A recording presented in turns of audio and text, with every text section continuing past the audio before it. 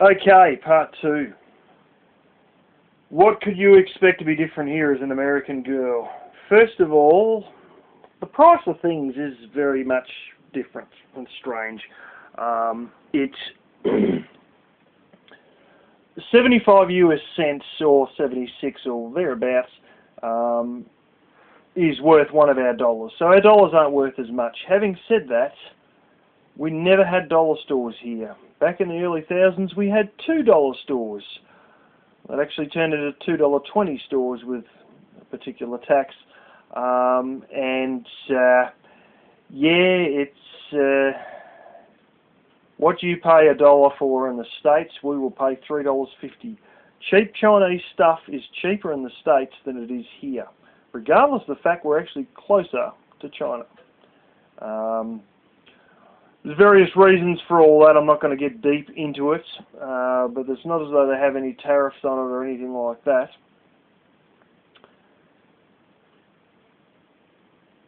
Anyways, the other one that you'll see that's quite expensive is gasoline / petrol, as we call it here. It's not $1.89 a gallon. It's, what would it be per gallon?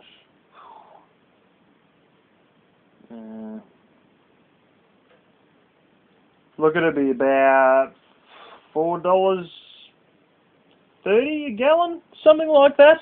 Yeah, not $1.89 a gallon, about $4.30 a gallon. That'd be about right. Yeah. The strange thing is though, the propane is cheaper over here, and that's something else you might notice at the gas station. Is, well, people are literally filling up with propane. And I don't mean into bottles, I mean they're whacking these things straight into the side of cars. And guess what? I do that once a week myself with my car. My car runs on propane most of the time. But even when you buy propane for, you know, barbecues and shit like that, it's cheaper here. But the gasoline is shockingly more expensive. Just the way it goes. Having said that, we have some massive, I mean absolutely astronomical reserves of, well, three main things: iron ore, coal, and natural gas. And natural gas, there is so much, it is ridiculous. They have one particular gulf, just one little spot in the country, and they refer to that as the Saudi Arabia of gas, and that's way over diagonally opposite where I live, right on the other side of the country. And yet where I am, where the capital is rather, in this state, you can drive a bit further along, and I've seen it myself with my own eyes, flipping offshore gas rigs that run all the natural gas for the capital, including a power station right near a place where I may be working, just literally down the road from it. Yeah, there's no shortage of that. There's no shortage of brown coal.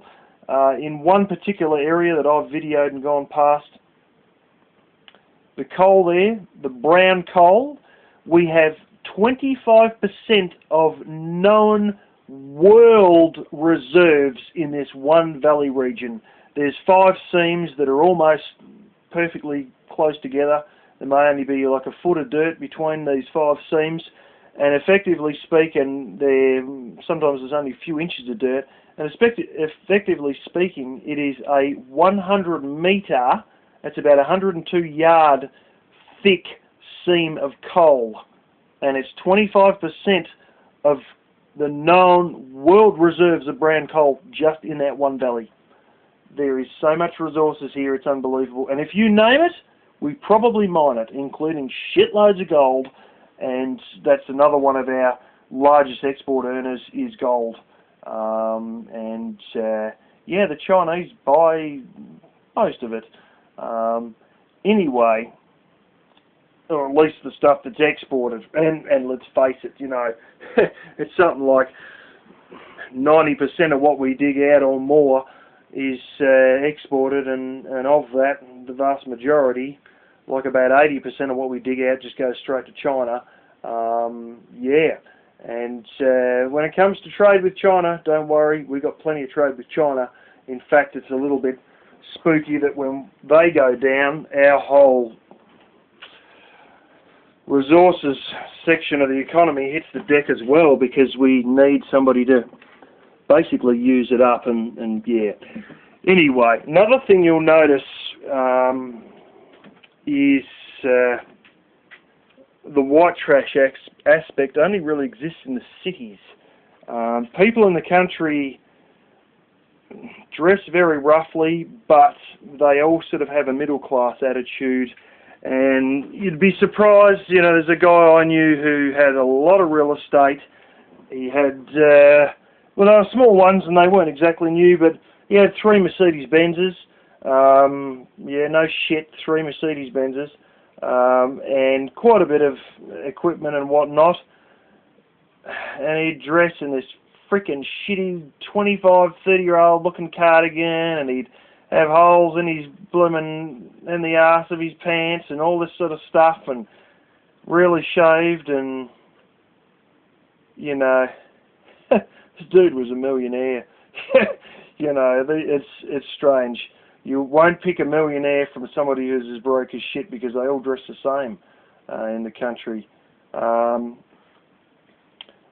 Don't worry about all the blasted things going to get you. The snakes, the crocodiles are only up north. The shark attacks rarely happen, and you know, a lot of these other things. The snakes, yes, they are a bit of a problem in the summer. I had one that used to live under my house that was, you know, one of the, well, the breed is the 3rd deadliest in the world, and he used to come out and he'd be sunning himself on the front lawn, and then he'd get hurried and go back under my house again. But he hasn't been here for a few years, and yeah, one of the same breed. My cat just about had an altercation with it, stupid cat.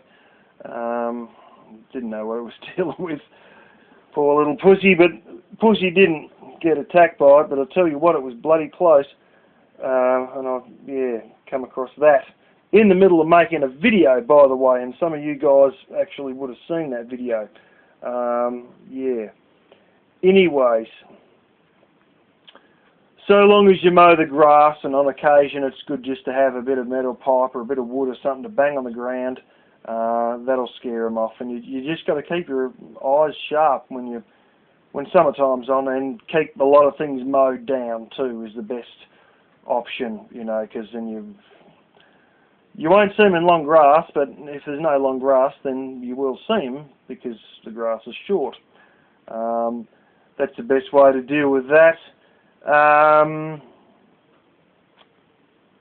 Oh yes, you'll notice the quality aspects of things. Things are more expensive, as I was saying, but minimum wage is $18.20 an hour.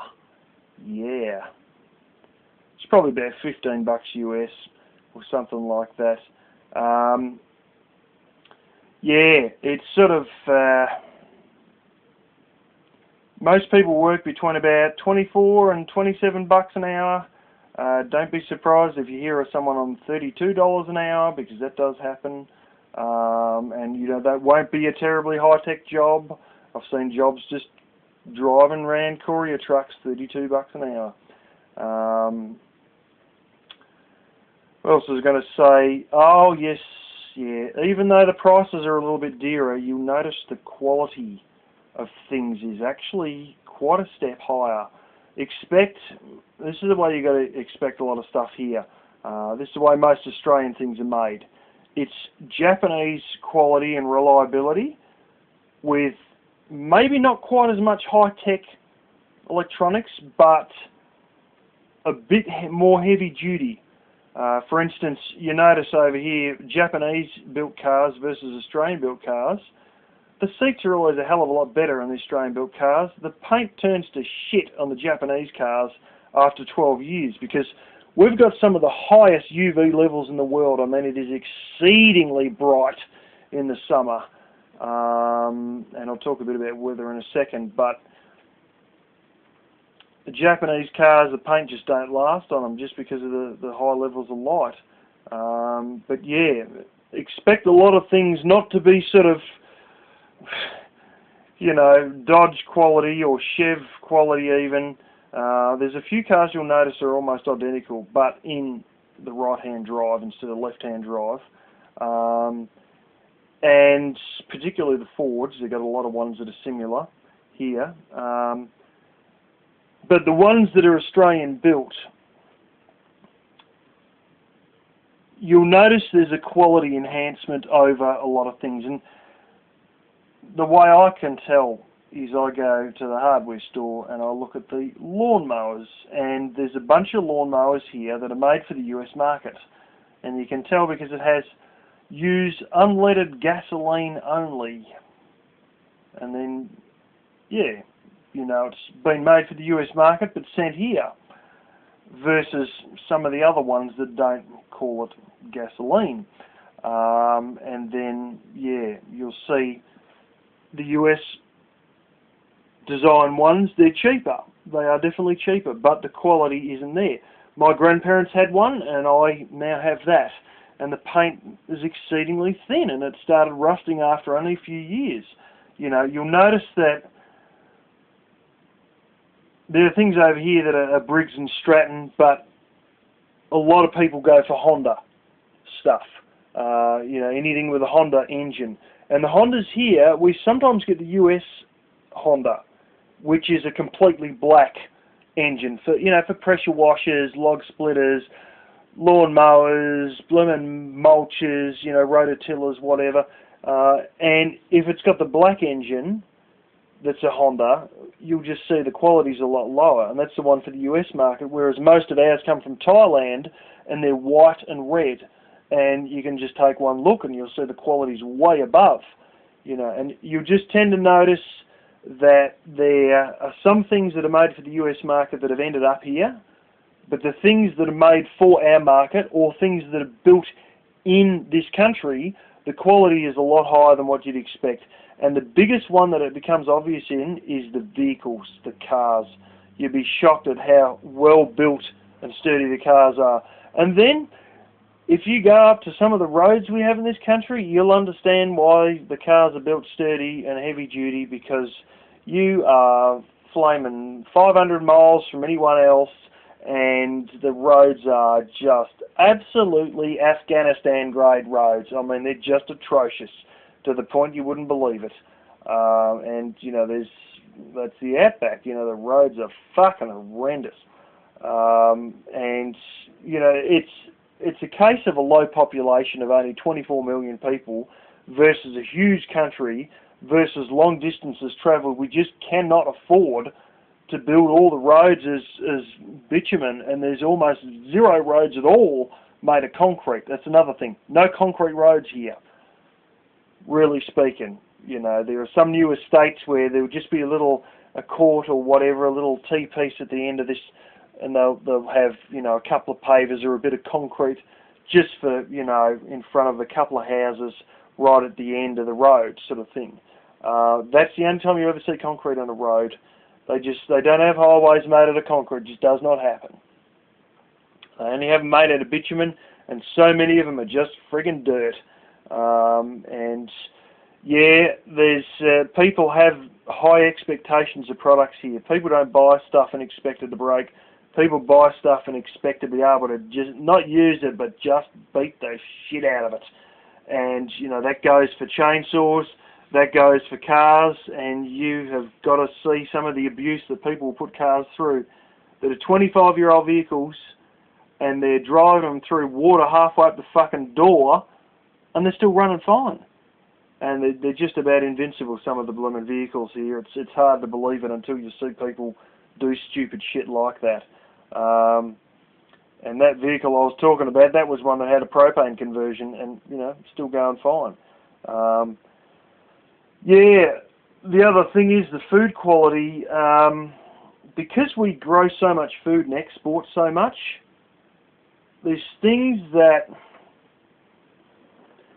you eat in the States that people feed to their dogs over here, and there's stuff that you eat in the States that just end up in blood and bone over here. I mean, honestly, that's what it's like. I've seen people go to a restaurant and eat brisket, which is actually a gristly it's where the ribs are, but it's where the ribs sort of join in the middle of the rib cage, you know, below your neck basically, and it's a lot of gristle and crap. I've seen people eating that in restaurants in the United States. You would never eat that here. It's dog food. It is dog food, and people feed it to dogs. We don't eat that. We got so much meat that when British tourists come over, they are absolutely jaw-dropped at the price of meat. You know, it is less than a quarter the price in England than what it is in England. You know, it's unbelievably low priced. If people have any pies, we have, you know, meat pies like the British have. If they smell awful, sometimes they put a little bit of offal in the meat pies, but that's only about 2 really nasty generic brands. And a lot of people, if they take a bite into a pie and they can smell that there's offal in the mince, they will literally just hurl the thing on the ground. And don't worry, I know of people that are throwing meat pies away because there's too much ketchup on the bloody thing. You know, the eating standards are pretty fussy, and if there's any offal in mince or any offal in burger patties, and either they will just fucking throw it. And I mean, they just fling it away like they've been insulted. That's, you know, people have just got very high standards for food. Spare ribs, for instance. Yeah, I don't even see them sold anymore. There's a point there where for about a year or two I saw spare ribs being sold, but honestly, the packet would be about 2/3 sauce, 1/3 ribs. And quite honestly, I haven't been seeing it in the supermarket for the last few years. People aren't interested in spare ribs. Why not? There's not enough meat. What do I want to eat that shit for? Bingo. You know, people do eat spare ribs sometimes, but it is nothing like in the States. And as I said, I can't even find it in the supermarket anymore. They just don't have it. You know, the food standards are high. People are getting into thick cut steaks, which, you know, they just used to have thinner lamb chops. Now a lot of them, this sort of come in about 5 years ago or something. They're like the big bastards that are like about 2 inches thick. They sort of, yeah. And, yeah, it's one of these things that it's just high expectations of food, and you can't feed anyone crap. And from what I gather, trans fats are almost banned, and there's a lot of, it is really a customer demand based food thing, where I know in the States they put crap in the food and go, oh well, people will eat it. Over here, if there is a rumour that your company is putting crap in the food, all of a sudden your sales will drop like a stone, because people will just, and so they're scared of using anything with GMOs. They're scared of using pink slime. They're scared of putting friggin' offal in the pies or in any mince. They're scared of doing anything, because as soon as people smell offal in that stuff, they're going to chuck it on the ground. As soon as people hear there's GMOs, bang, nobody will buy it. You know, there's so much sort of, because people are so fussy, the food manufacturers do keep up, because they're shit scared that they will pretty much be ignored. The sales will drop and they'll damn near go bankrupt if they do any pink slime, GMO, any funny shenanigans. You know, and in many ways, you know, it's good, because it keeps the food quality really high here. And, you know, same goes with a lot of these colourings and all that. They're all a bit on some of these, you know, things. And, yeah, but you can expect people to be a little bit more formal, maybe they are, than in the States. There's a bit of a different attitude between the rich and the poor. And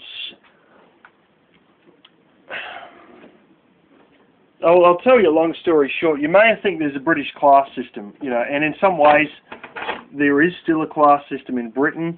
And believe it or not, in some ways, well, in a lot of ways in the United States, you have a class system where You know, none of the poor employees will say anything bad to the rich person or say anything even bad about the rich person. They'll do nothing but admire the wealthy, and they'll sort of, you know, it's sort of almost like as though they are expected to respect them, so they just do. Over here, there's no sort of, I'm a rich person and I'm going to ignore you because you're a poor person. You know, there's people who are millionaires who will happily talk to people who are, you know, on minimum wage doing a shit job. That's about 90% of the case. Fact is that not too far from where I live, the British class system sort of fell in a hole because involved in gold mining, they were trying to have basically a gold mining company license fee that was going to be so high that only the wealthy could afford to get that company name and then henceforth be able to mine gold or have the rights to mine gold.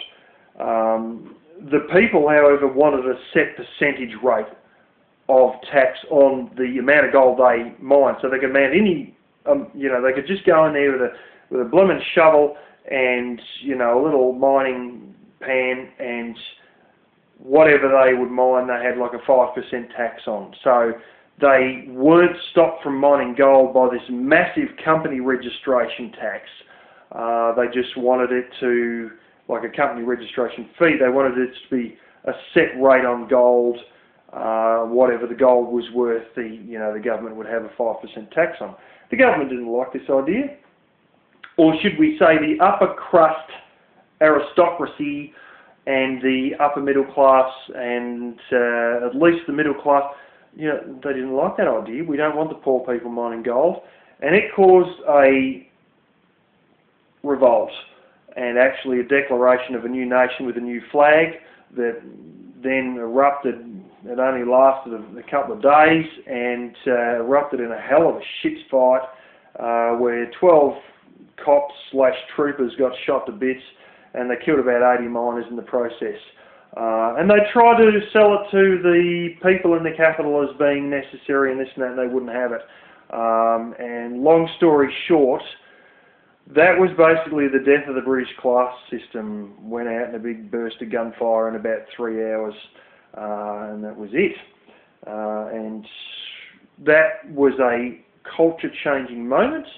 And ever since then, any signs of a class system have pretty much got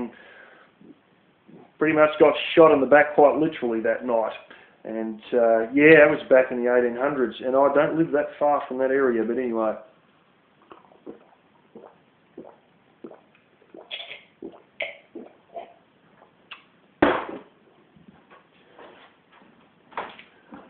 I'm not a great expert on American culture. I do see the economics of the place sort of be a real boom or a real bust. Over here it's a bit different, you know, things don't have a colossal boom where everyone's rolling in more money than they know what to do, followed by a recession where everybody's back to eating grass out of the backyard and living on friggin' whatever they can scavenge. You know, it's not sort of massive boom, massive bust. It just doesn't work like that. The healthcare system, there's only one thing I've got to say about American healthcare. How the fuck does it cost so much? Public or private? You know, I've got people telling me that they're paying anything from $400 a month to $600 a month just for a single guy. And under Obamacare, it's literally going to double. My nan had a friggin', I don't know if it was a triple bypass or a quadruple bypass. And under the private system, because yes, lo and behold, we run both a public system and a private system side by side, and you can pick and choose what one you want, but either way you're paying the taxes for the public one regardless. And if you do go private, you get 1.5% less on your income tax. But that doesn't mean much because you're pretty much funding it through a different tax anyway, goods and services tax. My nan used to pay $80 a month, and she was not a well person. She clinically died 5 times, and she had a triple or quadruple bypass at one point there, and she only ever paid $80 a month for private cover. Whereas I rarely get sick at all because I've sort of taken my grandfather's genetics on, and his side of the family was very long-lived and whatnot. And I rarely get sick, and I'm paying the damn taxes for the public system anyway, so I've never bothered with private health cover. And to be quite honest, like, it's a brilliant system. It is a ridiculously good system, price-wise, for one. And secondarily, the way people are treated. I know people who, at 86 years of age, have been given hip replacements, and I've seen them, you know, a year, 18 months, even when they're 89, have more flexibility in their damn legs than I do as a 34-year-old. You know, and you think, now, why would you bother replacing a hip or a knee on somebody who's probably going to die in another 5 years? Hey, it's got me fucked, but they do it anyway. And the only real worry they got is literally, you know, buying $1 million machine to have a bed-riddled cancer patient lay in that same bed for another 6 months extra, and we could pay $1 million for the machine to do it. And they sort of, on the other side of the coin, they're almost overspending on unnecessary treatments, which is making it a little bit weighty on the tax system in that regard. But I don't know who's making a massive amount of money, but someone is making an absolute fucking killing out of the American healthcare system. That's the explanation I've got for the what's his name, public healthcare system. Let me tell you, it's fucking good. And if you really knew how it was, the first question you'd ask is, how the fuck does American healthcare cost so much? The second question you'd ask is, why the hell can't we have that instead of spending money on invading this country and that country? Anyways, it seems, once you understand the costing differences between healthcare in the States and healthcare here, it is not about politics. It is, the first question you ask is, who the fuck is taking all the money and making the massive dollars to make American healthcare cost so much to begin with? And that's what you will think before you even get onto left-wing politics, right-wing politics, or any sort of politics. It is just, you know, how did it ever even be this expensive? I will say that Dr. Ron Paul, who was also Congressman Ron Paul, he showed graphs calculating that the median gross before tax income in the States was going to be the exact same as people's healthcare costs by 2025. Anyways, all that crap isn't a problem here. What else could I say?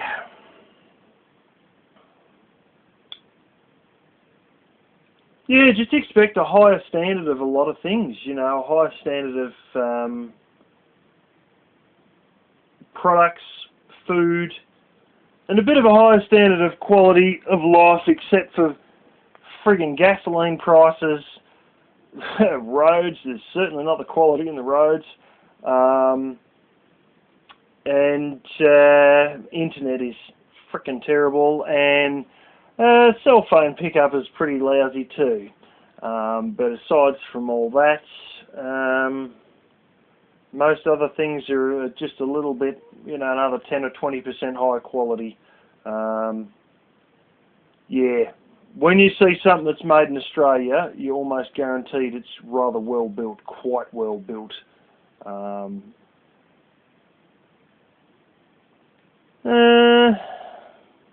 Corn. There is not corn in everything. Everything here is wheat-based. Wheat-based and wheat-based. And you'll get sick to death of eating frickin' wheat. But you'll be battling to find corn. And when you do see corn, holy smoke, you will shit the bed at the price of the corn. It is actually what people are giving up doing sugar They don't bother with sugar because they make nothing on it. No high fructose corn syrup. It's all proper sugar because we've got so much damn sugar.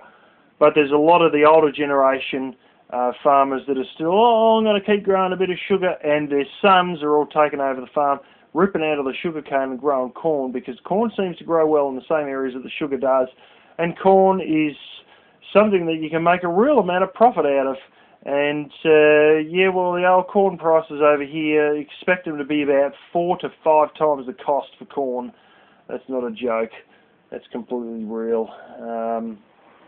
Yeah, but you, like, other than eating boiled corn on the cob, you don't see much corn. There was occasion where I used to be able to buy chicken that were corn-fed chicken drumsticks, and they were bloody enormous. They had a bit of a yellow tinge to them, and they tasted like fucking paper. But yeah, most things are wheat-based. A lot of things aren't feedlot-based either. There's something like only 1.5 or 2.5% of cattle ever hit a feedlot at all. And those that do never spend any more than 6 months in the feedlot, maximum. Cows are just born out in the paddock. All this factory farming, expect pigs and chickens to be factory farmed, or pigs to be outside but in a sort of shaded off area and whatnot. But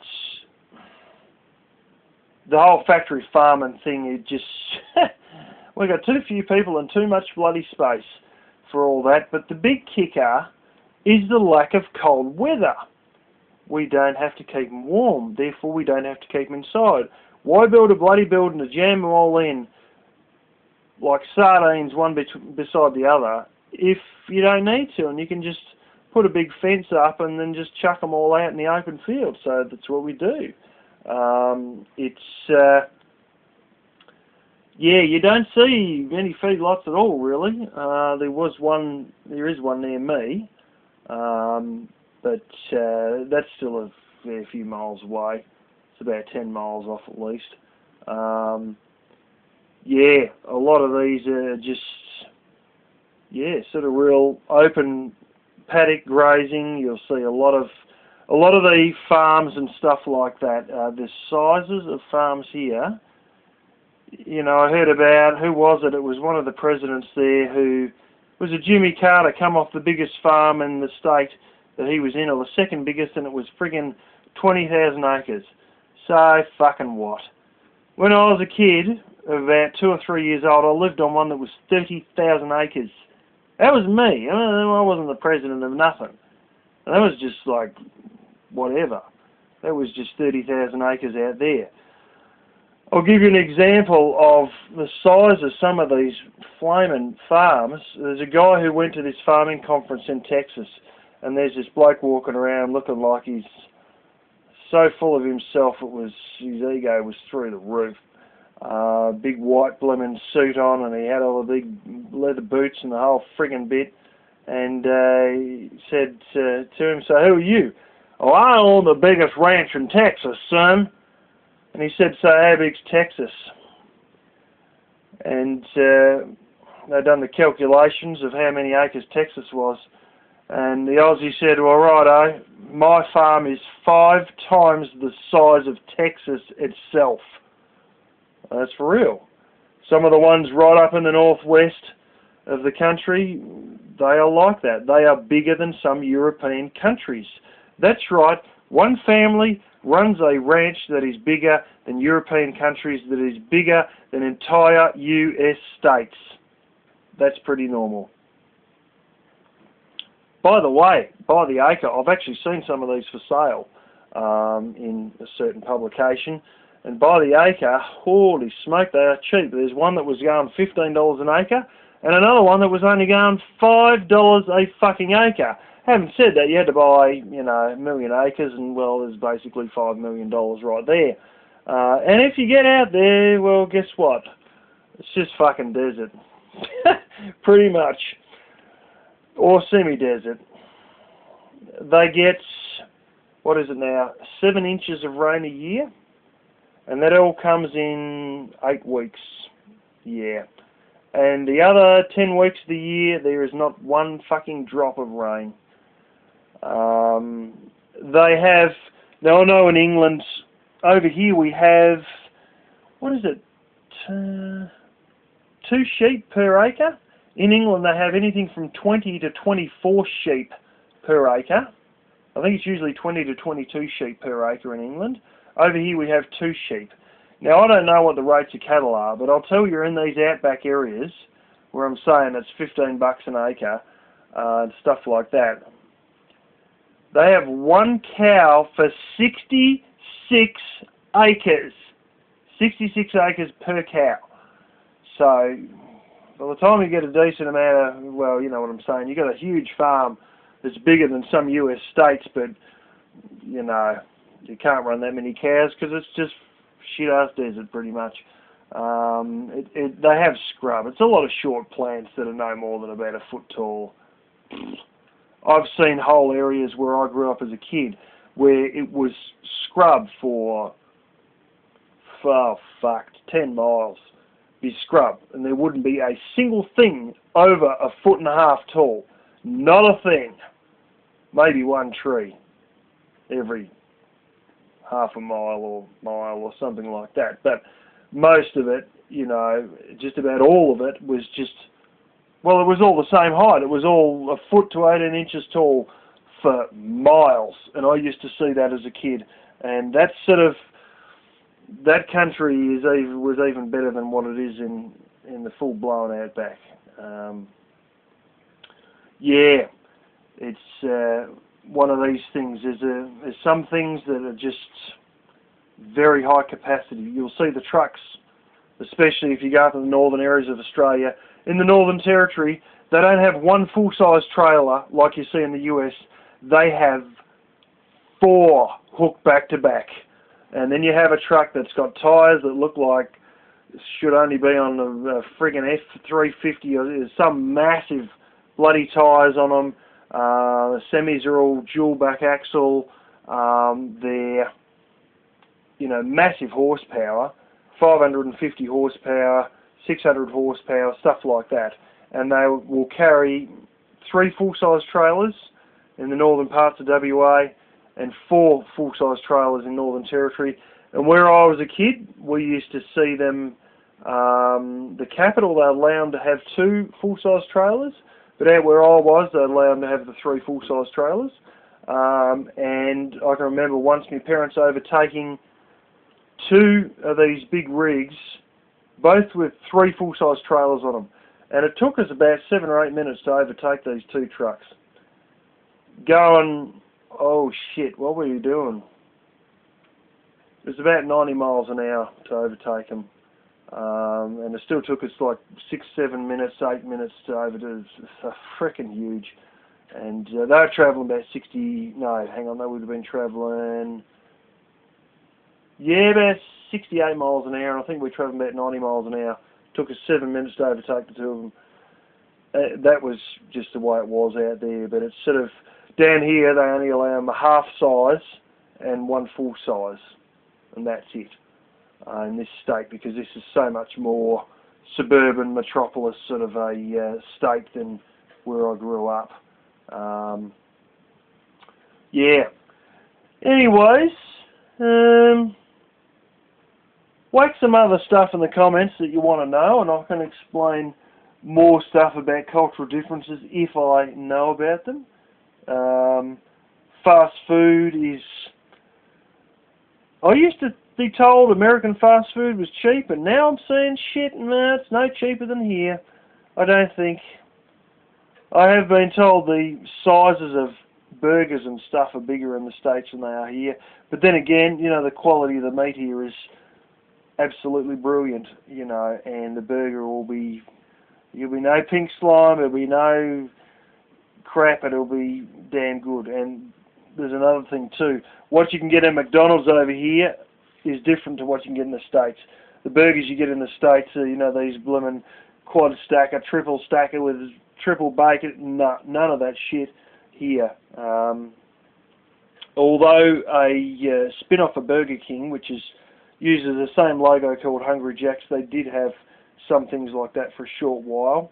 And I think McDonald's had the super size, you know, soft drink, pop, whatever you want to call it, Fanta, Coca-Cola, stuff like that, only for about 1 year.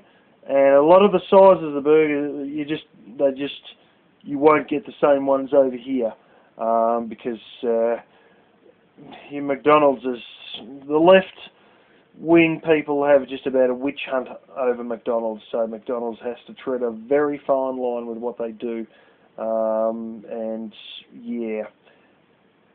Anyway,